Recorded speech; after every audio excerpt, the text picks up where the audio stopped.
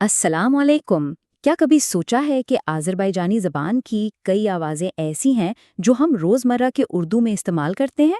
जी हाँ, आज हम आज़री ज़बान के तलफ़्फ़ुज़ को समझने की कोशिश करेंगे और ये देखकर हैरानी होगी कि उर्दू जानने वालों के लिए ये कितना आसान और कह सकते हैं कि कुदरती है। असल में फ़ारसी और अरबी का जो हमारा मुश्तरका विरसा है, उसकी वजह से ये सफ़र बहुत जाना-पहचाना सा लगेगा। तो फिर चलिए शुरू करते हैं। देखिए, आज़री ज़बान का रस्म ख़त तो लातीनी है, यानी इंग्लिश अल्फ़ाबेट जैसा।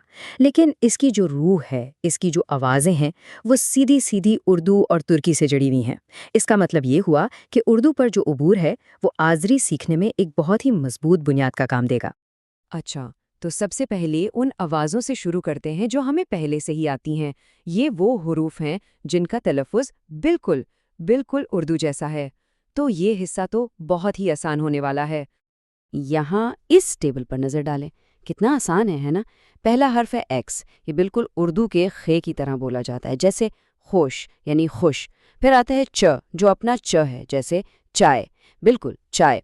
और आखिर में है श, जो सीधा सीधा श है, मिसाल के तौर पर शिर यानी शेर। देखा, ये आवाज़ें तो जैसे पहले से ही हमारी ज़बान पर हैं। चलिए, अब कुछ ऐसे हुरूफ देखते हैं जिनकी शक्ल तो शायद नहीं लगे, लेकिन उनकी आवाज़ें बिल्कुल जानी पहचानी हैं। इनसे घबराने की कोई ज़रूरत नहीं, ये भी बहुत आसान है। अच्छा जी, यहाँ दो बहुत दिलचस्प हरूफ हैं। पहला है ये। इसे नर्म गे भी कहते हैं। ये गे की एक बहुत ही हल्की, बहुत ही मुलायम सी आवाज़ है, जैसे लफ्ज़ बाग यानी बाग में। दूसरा हर्फ है क्यू। ये हमारे काफ जैसी भारी आवाज़ है, जिसे हल्क से अदा करते हैं, जैसे लफ्ज़ कप्पी में, जिसका मतलब है दरवाज़ा। इसी तरह आज़री हर्फ जे जो है वो बिल्कुल उर्दू के ज की आवाज़ देता है, जैसे हम कहते हैं ना अजदहा, बिल्कुल वैसी ही। मिसाल देखें, जतला यानी झाला। और अब आते हैं आ पर। ये थोड़ा सा मुख्तलिफ है। इसकी आवाज़ अंग्रेज़ी लफ्ज़ एप्पल के ए जैसी है, यानी ए जैसी आवाज़, जैसे लफ्ज़ मैन, जिसका मतलब है मैं। ज़बरदस्त। अभी तक हमने वो सारी आवाज़ें देखीं जो जानी पहचानी थीं। अब हम उन चंद ख़ास वावल्स पर बात करेंगे जो आज़री ज़ुबान को उसका वो खूबसूरत और मुनफरिद लहजा देते हैं। अगर मुस्तनद तलफ़्फ़ुज़ सीखना है तो इन्हें समझना बहुत ज़रूरी है। अच्छा, अब ये नुक्ता बहुत अहम है, इस पर ख़ास ध्यान दीजिएगा। आज़री ज़बान में ना आई की दो किस्में हैं। एक है नुक्ते वाला ई। ये तो बहुत आसान है, बिल्कुल अपनी उर्दू की ई जैसी आवाज़, जैसे लफ्ज़ इकी यानी दो। लेकिन जो दूसरा है बग़ैर नुक्ते वाला ये थोड़ा सा अलग है। इसकी आवाज़ निकालने के लिए समझे कि गले के पिछले हिस्से से एक हल्की सी की आवाज़ निकालनी है। ये ऊ और ई के बीच की कोई चीज़ है।